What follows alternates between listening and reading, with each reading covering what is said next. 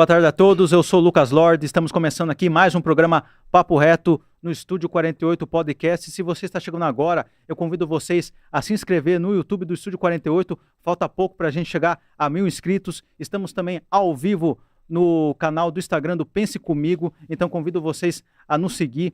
E também aqui aproveitar e dizer que a gente tinha um convidado para hoje, o velocista, o atleta Juliano César, e que por motivos de luto ele não pôde comparecer, mas vamos chamá-lo numa próxima oportunidade. Então fiquem ligados. Estou aqui com o Araújo, beleza, Araújo? Está de ressaca beleza. de carnaval?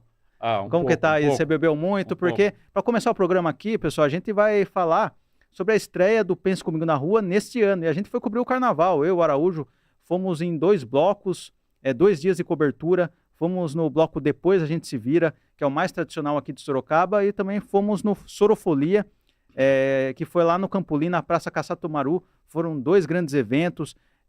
O bloco Depois, além do carnaval, teve uma mensagem de conscientização também, né, Araújo, pela vida das mulheres. O Pudim vai colocar os vídeos aqui, que a gente colocou todos os vídeos da cobertura no Instagram do Estúdio 48, no Instagram do Pense Comigo, tá no meu Instagram lá também, o pessoal tá em todas as nossas redes sociais, aqui o vídeo aqui, a gente entrevistando os foliões. Cara, foi muito bom, muito bacana, muito legal, um grande evento, uma grande experiência.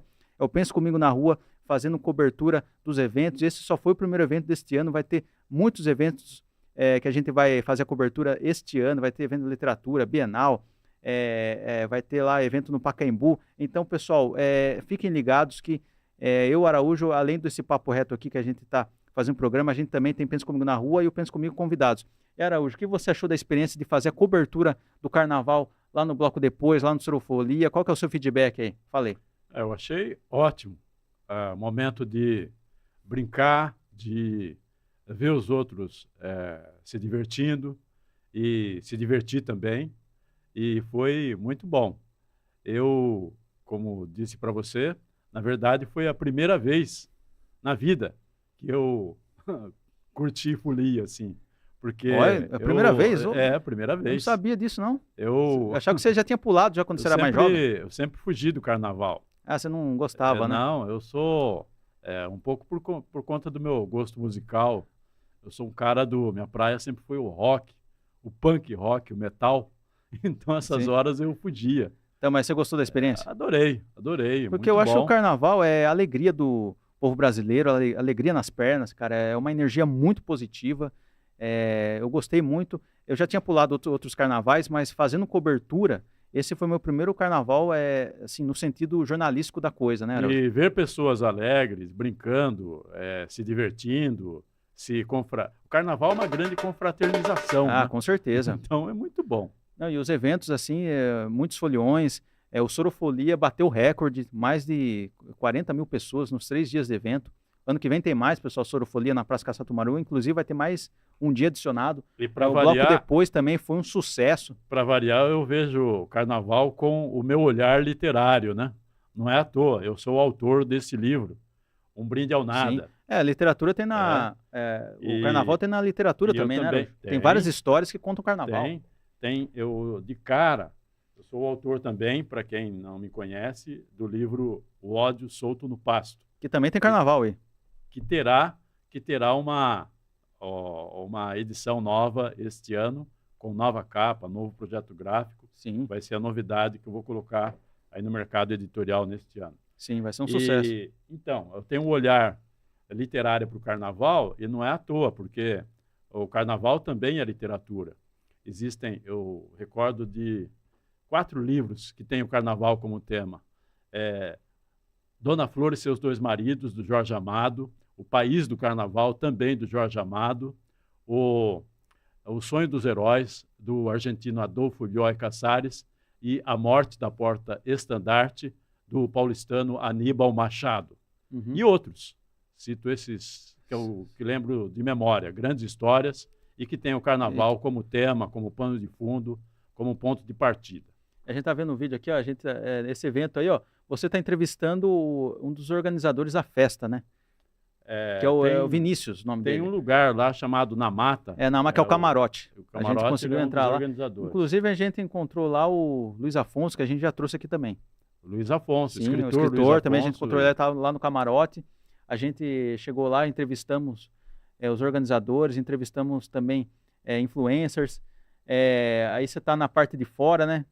A gente entrevistou foliões na parte de dentro e na parte de fora também. Aí está a multidão, aí a imagem que eu fiz é do camarote. Aquela imagem anterior, aí a imagem da multidão, é que assim, tinha a parte do camarote, a parte da multidão, a pista. Não, aí é no bloco depois. Bloco depois. Depois, e tinha muita gente também, acho que o bloco depois tinha umas 5.000 pessoas, né? Não sei. Por aí, tem umas 5.000. Na verdade, eu não sei. Calcular público para mim é muito difícil. E você também aproveitou e fazer conteúdos de literatura no meio do bloco, isso aí é o... Álvaro Mestre. Álvaro Mestre também, que você entrevistou compositor. No bloco depois. Então, cara, que energia incrível que foi o carnaval. Aí você entrevistando também a Foliã. Giovana. Cara, foi muito bom, uma grande experiência, foi uma cobertura fantástica. Você reparou no cenário ali da Praça Caçado Tomaru, ali o lago. Com o lago, é bonito ali, né? Nossa, é lindo, lago, é o lindo. cenário dos prédios e o muito reflexo bom, cara, dos prédios esse na local, água, das luzes, à noite esse ali local é muito bonito. Esse local é incrível. Você vê as luzes, a vegetação, bem legal. Então, parece aí cenário de filme aí. Mas aí eu também estava entrevistando. Esse aí é quando o fechamento do vídeo, que eu fui correndo lá até o final da catraca, quase. E assim, eu queria confessar para você, isso aí é a Paula, como que é o nome dela? Paula Prati, também influenciadora, que estava no camarote. E aí eu tô fazendo a abertura do bloco depois, um vídeo falando a abertura do vídeo. Eu também tô no bloco depois aí. Cara, então foi muito importante, foi muito bom, alegria, deu para sentir a energia do povo. E eu acho uma coisa que eu achei muito importante é que os blocos estão se renovando, né, Araújo? Eu fui no bloco depois lá, tem um pessoal mais antigo, mas tem um pessoal que está entrando também, que está conhecendo o bloco, então é boa essa renovação no carnaval. Depois eu me surpreendi com grande parte de jovens. Então essa renovação que eu estou falando, bastante jovens. Muita juventude, o que é legal, que mostra e garante, na garantia, abre essa expectativa de que o bloco depois vai continuar por muitos e muitos anos. Com certeza, muitos e muito tempo. Quantos anos já? 39 anos completou agora. Amanhã, então, depois a gente se vira. Ano que vem vai ser 40. Ano que vem vai ser efeméride. É o bloco mais tradicional de Sorocaba. É o bloco mais tradicional. E quem disse que Sorocaba não tem carnaval? Tá aí, ó. Você viu porque depois, não? Era o pessoal que organizou, que se encontrava se encontrava no bar depois, né? No bar depois. Depois se que virou o bloco, em outros lugares também. Sim. Depois tiveram a ideia de criar o bloco, depois a gente primeiro criou o bar, né? O bar veio primeiro. Por isso depois. Depois de outros programas, Sim. Aí o pessoal ia lá no bar, depois. Sim. Bem então, interessante. eu só queria dizer ao pessoal que esse só foi o primeiro programa, pessoal, do Pensa Comigo na Rua. Então, este ano vão ter vários eventos que a gente, que eu e o Araújo vamos lá cobrir. Pelo Pense Comigo, pelo Estúdio 48. Então o carnaval foi um sucesso, foi um grande evento, foi um prazer muito grande para mim, uma honra ter feito a sua cobertura no Carnaval 2026 aqui na cidade de Sorocaba. Quem sabe ano que vem vamos também em outras cidades, né, Araújo? Vamos, não só em Sorocaba, vamos também em Serquilho, talvez, em outras cidades também. Vamos ver o futuro a Deus pertence. Foi divertido. Foi muito uma divertido. Experiência bem legal. Foi. Bem solta, descontraída. Sim. Onde a gente estava lá para brincar e se divertir. Como Sim. os outros, né? Como todo mundo. Sim. E agora, passando essa fase do carnaval, vamos agora entrar na literatura, né, Araújo? Vamos fazer aqui o ranking da literatura de guerra. Dessa vez, esse é o que o ano, no programa passado, no Papo Reto passado, eu e o Araújo, a gente fizemos o tier list do Machado de Assis, que foi muito legal, teve bastante engajamento. O Araújo fazendo o seu ranking, que o ranking era Olimpo, muito bom e ótimo, dos livros do Machado de Assis, porque não tinha ranking regular ou ranking ruim, porque o Machado de Assis não tem livro regular, só livro bom. Então a gente fez esse ranking também, foi muito bom para cima. Então agora a gente vai seguir a mesma lógica, pessoal, mesmo esquema, só que agora ranqueando livros clássicos de literatura de guerra. E a gente mudou envolvendo ficção e livros de história, de pesquisa histórica. Sim.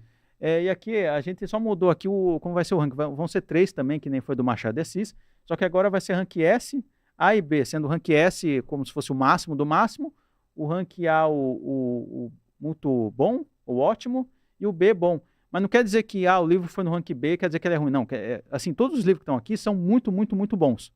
Não tem livro regular, mais ou menos, não. São todos ótimos livros de literatura, ótimos livros de guerra. Só que a gente ranqueou aqui para ter um livro que assim, tem livro que é mais clássico, tem livro que é até melhor que o outro, mas não quer dizer que o outro é ruim, quer dizer que o outro é muito bom, mas tem os livros que são melhores, né, Arujo? Aí são todos livros de primeira linha, são todos livros linha. de primeira linha, e começando aqui agora, vamos começar aqui, ó, o ranking Literatura de Guerra, Araújo, Matadouro 5 do Kurt, como que é o nome? Kurt Vonnegut. Kurt Vonnegut. Kurt Vonnegut. Kurt Vonnegut. É rank S, rank A ou rank B? S. S, aí o Pudim vai colocar no rank S lá. Por que S, né? Por que S, Araújo? Porque, para mim, é o melhor livro de ficção no campo aí da área de guerra, da história. O autor era um soldado que lutou na Segunda Guerra, que foi feito prisioneiro do exército alemão nas Ardenas e foi levado a Dresden numa marcha a pé. Marcha é a pé mesmo. Uhum, sim. É redundante, perdão a redundância. E ele se inspirou nessa experiência para fazer esse livro aí, para escrever esse livro, que é um clássico da literatura de guerra. Matadouro 5. Só queria complementar, Araújo. O autor ele participou de uma tragédia que aconteceu com o batalhão dele nas Ardenas. Então, ele teve que fazer essa marcha, foi uma das maiores derrotas americanas durante a Batalha das Ardenas, morreram muitos soldados.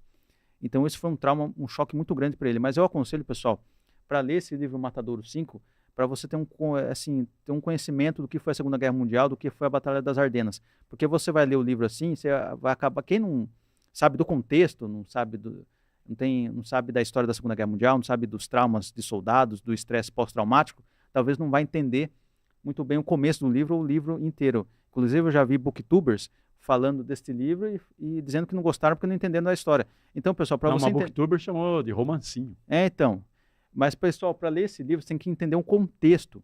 Você entendendo o contexto do que acontece com o soldado com estresse pós-traumático, você vai entender o livro Matadouro 5. Que ele começa, a pessoa tem uma expectativa de que já vai começar, como outro livro aí, já vai começar no campo de batalha. Não é. Ele começa com um cara perdido, sem orientação na vida, mas você tem que saber e entender que ele está assim justamente por ser um veterano de guerra, que agora está com dificuldade de se encontrar na vida civil e está perdidaço mesmo. Sim. E aí ele vai recordando, ou seja, é um cara que sofre trauma de guerra. Sim. Então, ele esteve também, além de ter caído prisioneiro, ele esteve em Dresden na época do bombardeio, daquele bombardeio. Então teve mais isso, além da derrota nas Ardenas, teve mais esse bombardeio morreram milhares de pessoas em Dresden, entendeu? Então, muita gente. Sim. A cidade ficou totalmente destruída. Então é um livro assim, muito bom, magnífico, Matadouro 5. Ele descreve essa marcha que ele fez até Dresden, descreve o bombardeio, como ficou a cidade, e descreve também os traumas de guerra dele, assim, no sentido de contando coisas assim bizarras, inclusive o encontro com um alienígena, uns delírios que ele conta. Então, porque a mente da pessoa já está... Aí a pessoa não entende o que é estresse pós-traumático de guerra. Então, isso que acontece com o soldado. Começa com... começa essas alucinações. Alucinação. Então, mas você precisa entender o contexto e quem é o personagem. Muita gente não entende. Sim. E aí ele entremeia, os capítulos entremeiam esses delírios com as recordações da guerra dele. É muito bom. Sim. E esse livro, assim como os outros, tem o diferencial, eu tenho esse exemplar aí, ó. Exatamente esse exemplar, é um exemplar de bolso, muito bom. Agora, então, esses livros de ficção contam, ao contrário da maioria dos livros que contam do ponto de vista da pesquisa histórica, esses livros de ficção retratam o sofrimento humano de pessoas comuns, vítimas da guerra. É esse o diferencial. Por isso a importância de livros de ficção de guerra. Sim, tá aí Matadouro 5, pessoal. Agora o próximo livro é um clássico, né, Araújo? O próximo livro é Nada de Novo no Front, do Érica Maria Remarque. Para mim, eu li o livro também, para mim é rank S. Esse também é rank S. E aí, como você lê esse livro aí, você pode falar dele também. Não, para mim esse livro, ele não romantiza a guerra. Ele trata a guerra com a realidade. E ele conta a história lá do soldado Paul, que ele serviu nas trincheiras da Primeira Guerra Mundial, conta o dia a dia dele, os amigos dele, e conta toda a realidade da guerra, todo o sofrimento das trincheiras, tudo que acontece ali, é o apocalipse. Então conta toda a experiência dele, o que ele viveu, porque o autor ele lutou na guerra, então é a experiência do que ele viveu. Conta estresse pós-traumático também, conta as feridas da guerra, tudo que aconteceu, e mostra como soldado alemão também tinha, assim, não era perfeito. Ele tinha medo, inclusive. Tinha medo, era frágil, tinha receio, não era aquele soldado só, vou ser soldado, vou lutar, sou perfeito.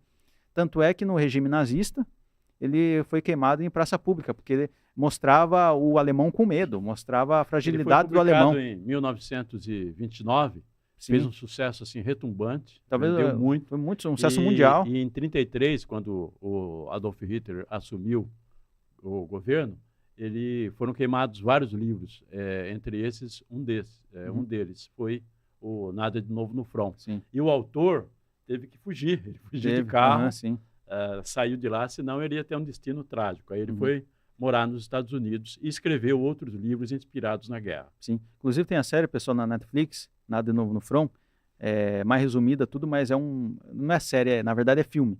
É muito bom o filme, então eu recomendo a todos. Tem na Netflix Nada de Novo no Front, um clássico da literatura de guerra.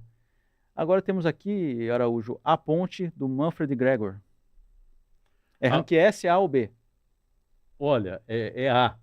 Rank A. Ranking Lá A. pudim, rank A. Muito bom. Olha, o fato dele não estar no S não desmerece, é um ranking A, até por ele não ser tão um critério que eu posso usar aí é o fato dele não ser tão famoso como os demais, mas é um grande livro também, retrata na guerra também um grupo de jovens que se conheciam, era um grupo de jovens sonhadores que de repente tiveram que ir para a guerra.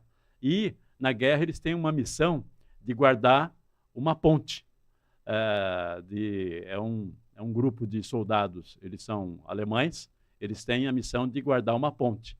E nessa ponte, o livro conta toda a epopeia deles no esforço para resguardar a ponte porque os soldados aliados estão vindo e vão tomar a ponte. E eles têm que resguardar essa ponte. E, ao mesmo tempo em que conta essa missão, descreve essa missão, o autor também resgata o perfil de cada um desses soldados jovens. Sim. São 5 ou 6 soldados e que têm suas vidas ali, encontradas ali na ponte, e tudo o que acontece é muito trágico, é melhor você ler do que eu descrever e contar aqui e Sim, dar o spoiler que eu não quero dar. Agora, também do Éric Maria Remarque, Tempo para Amar, Tempo para Morrer. Rank S, A ou B? S. S. Esse também é um dos livros de guerra mais famosos da história da literatura de guerra. Ele tem o que eu considero uma das cenas mais impressionantes da guerra. Primeiro, eu vou contar o seguinte. É um soldado alemão que volta para uma Berlim devastada pela guerra e encontra seus familiares e a namorada. Ele veio para ficar 15 dias de descanso e o romance descreve esses 15 dias dele, da licença que ele recebeu, e ele vai vivendo esses dias,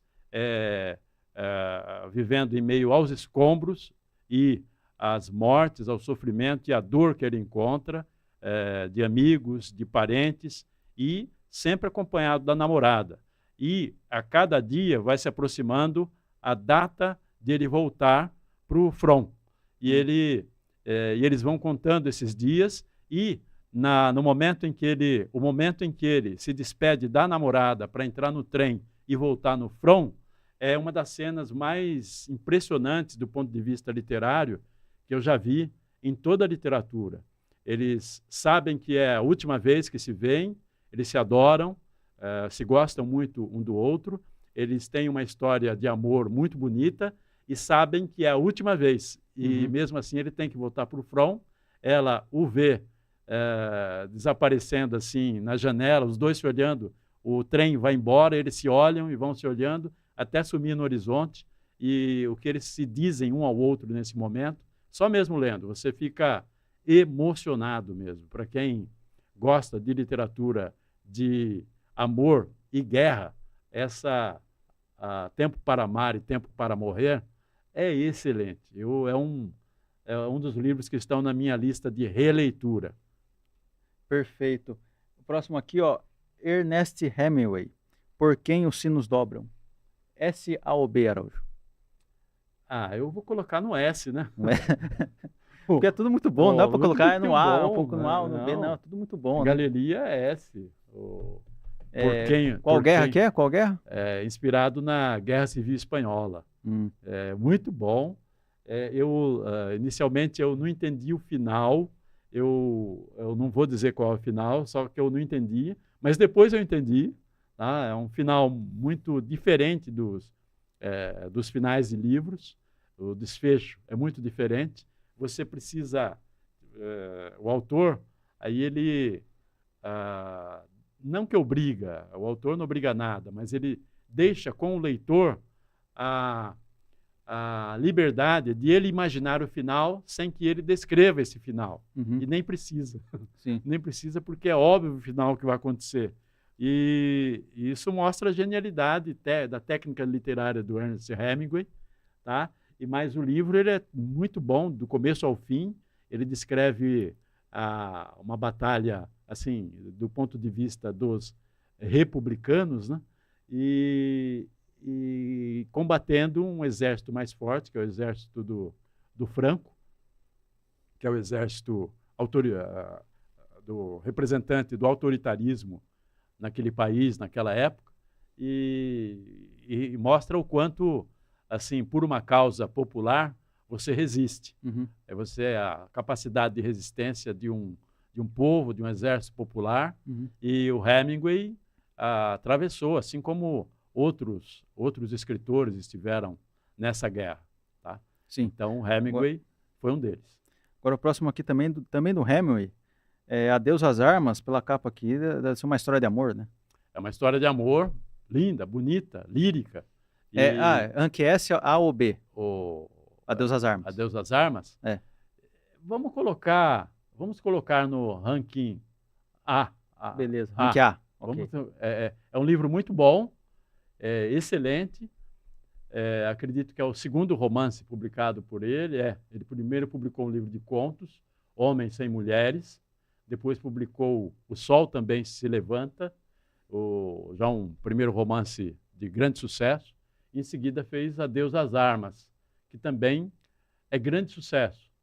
Eu só não estou agora recordando, eu não estou lembrado se ele publicou primeiro Adeus às Armas, e em seguida O Sol Também Se Levanta, ou foi o inverso. Mas esse é um romance muito bonito, é uma história de amor linda em meio ao cenário da Primeira Guerra, que foi outra experiência do Hemingway.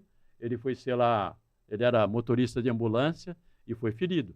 Ferido com muito perigo, mas sobreviveu. Ele sofreu ferimentos que o levaram a uma enfermaria. Lá ele conheceu uma enfermeira e essa história teve uma relação afetiva com ela.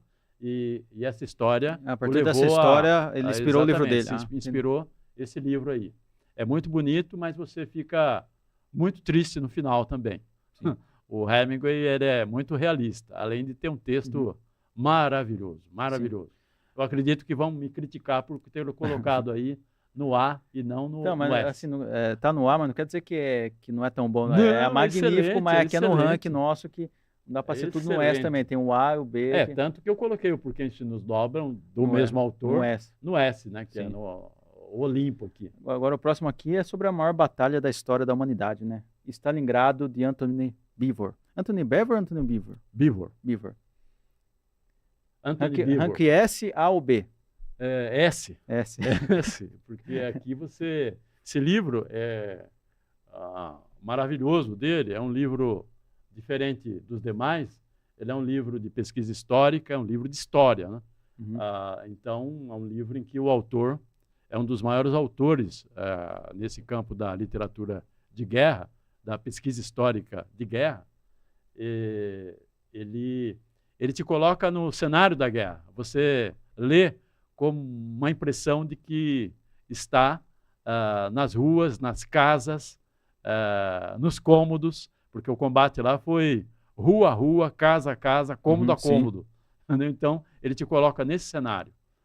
Aquele combate ele te dá as informações gerais do teatro da guerra, né, do chamado teatro de operações, e te dá também as informações de pessoas comuns e como elas sofrem em meio a essa carnificina. Foi uma carnificina de bombardeio, de combates corpo a corpo. Foi tão louco de cômodo a cômodo, parede a parede. Foi terrível. E Stalingrado foi tão louco assim que antes a Alemanha demorava assim, uma semana ou 3, 4 dias para conquistar um país. Em Stalingrado demorava um mês para conquistar uma casa. Você vê o nível de brutalidade da batalha. E também, nesse caso aí, mostra o quanto a resistência soviética foi implacável. Foi implacável e determinou a inversão da sorte da guerra a partir dessa batalha. Não, na verdade, essa batalha que é uma das maiores batalhas da história humana. Determinou a virada da guerra. Da história humana, determinou a virada da guerra. E a partir daí, a Alemanha, que vinha vencendo todas as batalhas até aí, começou a sofrer derrotas. Primeiro, a derrota de Stalingrado e depois outras derrotas também em Kursk, Smolensk. Sim, essa batalha de Stalingrado, para mim, não determinou só a virada na Segunda Guerra Mundial, para mim determinou o destino do século XX. Do século XX, exatamente. O Exército Vermelho aí foi glorioso nessa batalha. Sim. O próximo aqui, Araújo, ranking S, A ou B? Hiroshima, de John Hersey. S. John Hersey. Esse livro aí mostra o quanto a ciência pode ser manipulada ao ponto de, em vez de realizar a expectativa de que ela seja aplicada ao salvamento de vidas, aqui, nesse fato histórico, ela foi aplicada à destruição de vidas. E o quanto isso é lamentável e as consequências dessa destruição no acompanhamento de alguns sobreviventes, não lembro se são 5 ou 6, acredito que são 5 sobreviventes da bomba de Hiroshima. Então, você fica consternado, você vai lendo e se prepara ao ponto de assim, deixar suas emoções se dissolverem ao ponto do insuportável. Tá? Então, esse livro mostra o quanto o poder destruidor da bomba nuclear pode arrasar com o ser humano, com uma sociedade, com pessoas inocentes, para atender vontades perversas, maldosas, cruéis, de um império, que é o Império do Norte. Era uma bomba desnecessária. Hoje existe muita discussão sobre isso, mas com certeza a guerra nunca é necessária. Existe sempre a via da diplomacia. Nesse momento da guerra já não era mais necessário. Foi o Império do Norte querendo fazer valer a sua vontade como se ela fosse inevitável. E era evitável, infelizmente. É um livro fantástico do John Hersey, uma leitura obrigatória para quem quer entender a história e a geopolítica atual. Agora, o próximo aqui eu nem vou perguntar se é S ou B, que é simplesmente o maior clássico da literatura de guerra. Guerra e Paz, de Leon Tolstói. É o S, o Olimpo. Eu queria fazer um comentário aqui, Araújo. Esse livro, eu acho que foi o primeiro livro da história, se eu não me engano, você pode me corrigir, a mostrar, assim, a dar um testemunho de como era a movimentação de tropas em campo de batalha, assim. Acho que foi o primeiro livro, assim, que mostrou essa visão, né? Esse livro tem muitas qualidades. E uma delas é essa, mostrar como era a movimentação, a genialidade militar do Napoleão e na movimentação de tropas nas batalhas que ele ganhou, participou e que perdeu também. Também mostra a guerra com as consequências em famílias. Aí você acompanha famílias russas envolvidas, impactadas por essa guerra, e eles te coloca também no cenário da guerra e você se comove muito. E também não é só, ele mostra só tipo a invasão de Napoleão à Rússia. Lá mostra totalmente como funcionava a sociedade russa, né? Mostra toda uma sociedade russa, como funcionava, como que era. Lá você tem uma aula não só da guerra em si, mas uma aula de Rússia, né? De Rússia, da sociedade, como ela funcionava. É um livro também que marcou e marca gerações. O Ernest Hemingway, que escreveu livros de guerra também, ele gostava muito desse livro. Ele, inclusive, citou como um dos destaques, ele citava como um dos destaques desse livro a questão da como o autor descreve a movimentação de tropas nos campos de batalha. Vamos indo aqui rapidinho. Agora o próximo vai voltar para Stalingrado. Vida e Destino, de Vasily Grossman. Rank S, A ou B? S. Eu passei 6 meses lendo esse livro, 6 meses. Ele tem quase 1000 páginas, 900 e poucas páginas na minha edição, que é essa edição aí. Ele é um livro que você tem que ler com muita atenção também. É considerado o Guerra e Paz do século XX. O Vasily Grossman, ele esteve em Stalingrado como correspondente de jornal, ele era um jornalista. Ele conheceu a guerra em toda a sua brutalidade e transmitiu, se inspirou nessa brutalidade para escrever este livro, que é uma joia da literatura. E esse livro tem uma história também. Ele foi publicado, ele teve que publicar esse livro, esconder e devolveu cópias e colocou cópias fora, inclusive, da Rússia. O livro, a gente conhece ele, porque a gente o conhece, né, conhece essa obra, porque ele tomou cuidados que, se não tivesse tomado, o governo da época teria proibido esse livro. Como proibiu, mais cópias foram publicadas e chegaram ao mercado editorial. Sim. Agora vamos para um livro brasileiro. Batismo de Sangue, do Frei Beto. É um livro que descreve, na verdade, uma guerra de resistência contra a ditadura militar e mostra a história de nomes importantes dessa guerra de resistência, como o Carlos Marighella. Tá? Então, e tem uma história muito triste aí do Frei Tito também, que foi preso, torturado, era um dominicano, ou seja, era ligado à religião católica, né? E a história dele é muito triste. Ele não suportou as consequências emocionais e tirou a própria vida em Paris, por ter sido torturado. É uma história triste demais, você se comove demais. É rank S, A ou B? Ele é o ranking A. A. Agora, o próximo aqui, Batalha das Ardenas, de Anthony Beevor. Eu li esse livro, falar qual que é o meu rank. Para mim é rank A. Sem dúvida. Porque assim, ele é muito bom, é muito detalhe. Cara, se você quiser saber sobre a Batalha das Ardenas, esse é o livro, cara. Ele traz um panorama geral, não só da Batalha das Ardenas. Embora eu tendo concordado com você, eu colocaria ele, deixa ele aí, mas eu colocaria ele no ranking S. Tem muito no S, não tem nenhum no B, não tem nenhum no B. Não, mas olha, assim, para mim ele dá um panorama geral da Batalha das Ardenas, mas não só das Ardenas, mas de tudo que ocorreu antes das Ardenas. Teve lá a Batalha de Urteggen, pela floresta de Urteggen, tem a batalha lá da Normandia também, ele pega lá a fase, assim, o meio e o final da fase da Normandia. E ele dá um contexto anterior, durante e depois dessa um contexto batalha, anterior, né? durante e depois, então é um livro muito bom. Ele descreve também mas é uma parte, assim, um livro mais documentário. Mostra, assim, ele descreve... Mas o importante também é que ele mostra, assim, não só o sofrimento dos soldados, o sofrimento dos civis também. Isso é muito importante. Agora o próximo aqui é o... Combate nas Trevas. Combate nas Trevas, deixa eu ver aqui. Jacob Gorender. Combate nas Trevas, Jacob, a esquerda brasileira, das ilusões perdidas à luta armada. Rank S, A ou B?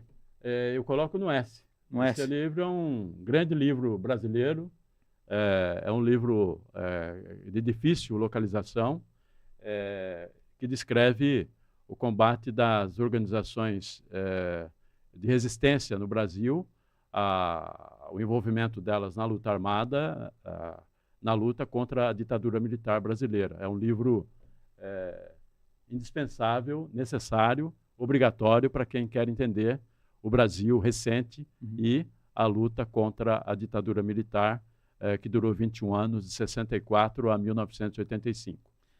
Inferno, O Mundo em Guerra, 1939-1945, do Max Hastings. Esse também é um livro... Rank S, A ou B? Esse é o rank S. S também? S, não. Tem uma fantástico. enciclopédia da Segunda Guerra Mundial, tem tudo, né? Ele te dá uma ideia geral da Segunda Guerra, com uma riqueza de detalhes que poucos livros trazem, entendeu? Então, também é de um dos autores dos melhores autores de guerra, é o Max Hastings, né? Max Hastings. Junto com Antony Beevor, é um dos grandes autores de guerra. Se você quiser ter um conhecimento de Segunda Guerra, leia, comece lendo por esse livro. Todas as batalhas, todas as histórias, tem tudo lá. Muito bem descritas, é um beabá, assim, bem legal. Aí depois você lê outros livros. Sim. Agora, é Isto um Homem? Primo Levi. É Primo Levi ou Primo Leve? Primo Levi. Rank S, A ou B? Esse eu coloco no B. No B? No B. É um grande livro também e que dá uma dimensão do impacto da guerra na vida das pessoas. Nesse caso aí, esse é o autor, ele também é um livro de memórias dele, do tempo em que ele esteve num dos campos de concentração, e é muito comovente o que ele descreve. Tá? Você tem uma ideia também do impacto da guerra nas pessoas comuns, no caso aí os judeus, né? E o Holocausto. Esse livro é um clássico também de leitura obrigatória para quem quer entender a guerra e os impactos de destruição na vida de pessoas comuns. Sim. Agora o próximo é A Segunda Guerra Mundial, de Anthony Beevor, que eu acho que segue na mesma linha do Inferno, do Hastings, né? É um panorama geral da guerra. Panorama geral. Esse livro também conta Rank S a ou mesma B? história. Esse é um rank S Rank S também. Rank S também. Conta a mesma história, a Segunda Guerra, com um painel assim detalhado. Ele é como se fosse um complemento ao livro Inferno, tá? Os dois são ótimos, tanto que estão aí no ranking S. Você lendo esses dois livros, você tem um conhecimento da Segunda Guerra de uma forma que você pode compreender por que estamos em guerra hoje na Ucrânia, né? Entendi. Esses dois seguem a mesma linha? Porque estamos em pé de guerra em outras situações, como no Irã. Esses dois seguem a mesma linha, assim, segue um cronograma, uma linha do tempo, assim, ó, primeiro aconteceu isso, depois aconteceu isso. Linha do tempo. A linha do tempo, É muito claro, muito simples de ler, entender e de vivenciar. Parece que você está vivendo essas guerras. Sim. A genialidade desses autores também está nesse nível. Ele te coloca no campo minado das operações de guerra. Agora, o próximo e último aqui talvez seja o maior clássico de guerra da literatura brasileira, que é Os Sertões, de Euclides da Cunha, que fala da Batalha de Canudos. Também é uma guerra. A ou B? Também é uma guerra. Esse livro vai no S. No S? Não, no S, exatamente. É um clássico, né? Eu considero, é um clássico brasileiro, é um clássico mundial. Muita gente vê Canudos como mas eles resistiram a três incursões do Exército Brasileiro. 3 ataques do Exército Federal, né? Exatamente. Foi uma resistência popular, uma resistência incrível, e foi uma mostra muito triste, muito trágica, do quanto a história do Exército mostra as forças militares brasileiras elegendo o próprio brasileiro, o próprio povo brasileiro como inimigo a ser combatido. Isso é muito triste. Dizem que esse o Exército Brasileiro é o único exemplo de país que tradicionalmente tem uma tradição de de atacar o seu próprio povo. Uhum. Isso é trágico, é terrível, e eu acredito que Canudos não seria conhecido hoje como é, se não fosse o relato desse livro sobre o que aconteceu. É um livro clássico de Euclides da Cunha, de leitura obrigatória para todo mundo. Para mim, por conta desse resgate dessa guerra que resultou em massacre de um povo, de um povo que era brasileiro, se não fosse esse livro, seria um massacre mais esquecido, como outros massacres foram esquecidos porque não tiveram os seus sertões um Euclides da Cunha para contar essas histórias. Para mim, Sim. por tudo que, pela técnica literária, pela importância histórica e pelo que ele significa de uma radiografia do Brasil, esse, para mim, é o maior livro brasileiro de todos os tempos. Sim. Não tenho dúvida disso. E assim ficou o nosso ranking Literatura de Guerra. Vocês concordam, não concordam? Deixe o comentário aqui na descrição do vídeo. São livros clássicos que estão na história da humanidade, livros assim obrigatórios para quem quer se aprofundar no assunto. Estamos encerrando aqui. Me permita só um minuto, por favor. Okay. Queria dizer que existem vários outros livros nessa linha, também. Tanto de ficção como de história. A gente fez um compilado aqui de uma seleção por conta do tempo, da limitação do tempo, Sim. mas existem muitos outros livros quem sabe nessa categoria. Quem sabe no próximo ranking a gente pega esses outros livros que faltaram, né, Araújo? Também. Exatamente. Bom, queria encerrar aqui mais um programa Papo Reto, agradecer toda a sua audiência, agradecer toda a produção aqui, o Pudim, o Leandro. Quer deixar alguma mensagem final, Araújo? Conheçam o meu livro, Um Brinde ao Nada, na Amazon, no Google Play e nas melhores casas do ramo. Isso aí, tem e-book na Amazon. E na Amazon tem e-book também, online. Exatamente. Então, você recebe no seu Kindle, no seu celular, imediatamente. Então, muito obrigado, pessoal, pela sua audiência. Siga nossas redes sociais, Pense Comigo, Estúdio 48, TikTok, Instagram, Facebook. Se inscreva no YouTube, estamos chegando a 1000 inscritos. Siga o meu canal, Lucas Lorde. Siga o Instagram do escritor _ Carlos Araújo. Muito obrigado pela sua audiência. Até o próximo programa Papo Reto. Valeu, pessoal. Valeu. Falou.